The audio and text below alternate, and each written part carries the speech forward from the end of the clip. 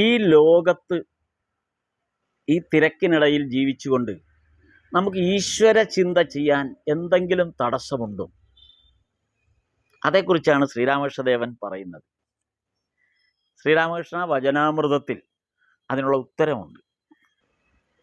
ഒരു കുടുംബസ്ഥന് അയാളുടെ മനസ്സ് അയാളുടെ അധീനതയിലല്ല. അത് അയാളുടെ അധീനതയിലായിരുന്നുവെങ്കിൽ ഈശ്വരന് സമർപ്പിക്കാൻ വളരെ എളുപ്പമായിരുന്നു. ഈശ്വര വിചാരത്തിന് സമയമില്ല അല്ലെങ്കിൽ സമയം കിട്ടുന്നില്ല എന്ന് പറയുമ്പോൾ അതിൻ്റെ അർത്ഥം ആ മനസ്സ് അയാളുടെ കയ്യിലല്ല എന്നാണ്.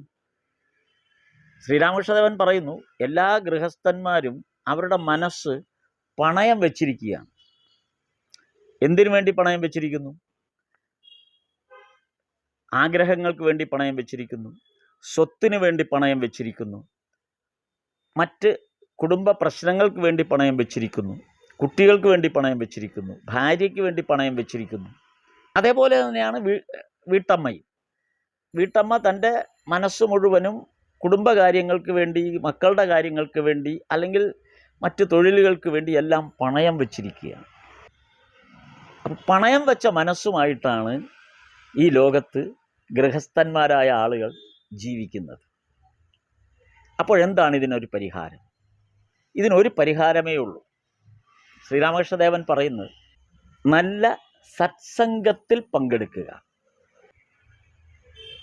അല്പമെങ്കിലും ഒരു ദിവസം ശാന്തമായി, ഏകാന്തമായി, സ്വന്തം വീട്ടിൽ ആണെങ്കിൽ പോലും ഒരു 10 മിനിറ്റ് ഏകാന്തതയിലിരിക്കുക. എന്തുകൊണ്ടെന്നാൽ അതിനൊരു ഉദാഹരണം ശ്രീരാമകൃഷ്ണദേവൻ പറയുന്നുണ്ട്. മണ്ണ് കൊണ്ടുള്ള ഒരു കുടം. ഈ മൺകുടത്തിൽ നിറയെ വെള്ളം വെച്ചിരുന്നാൽ കുറെ കഴിയുമ്പോൾ അത് ആ വെള്ളം വറ്റിപ്പോകുന്നത് നമുക്കറിയാം. അതേസമയം അതേ മൺകുടം ഒരു നദിയിലാണ് ഇറക്കി വെക്കുന്നതെങ്കിൽ, അല്ലെങ്കിൽ ഒരു ജലാശയത്തിൽ ഇറക്കി വെക്കുകയാണെങ്കിൽ ആ കുടത്തിലെ വെള്ളം വറ്റുകയേയില്ല. ഇവിടെ സത്സംഗം എന്ന് പറയുന്നത് ഈ ജലാശയമാണ്. നമ്മുടെ ഉള്ളിലുള്ള ആ ജലം എന്ന് പറയുന്നത് നമ്മുടെ ഈശ്വര വിചാരമാണ്. ആ ഈശ്വര വിചാരം വറ്റിപ്പോകാതിരിക്കണമെങ്കിൽ നമ്മുടെ മനസ്സാകുന്ന ആ മൺകുടം സത്സംഗമാകുന്ന ജലാശയത്തിൽ എപ്പോഴും മുക്കി വെക്കണം.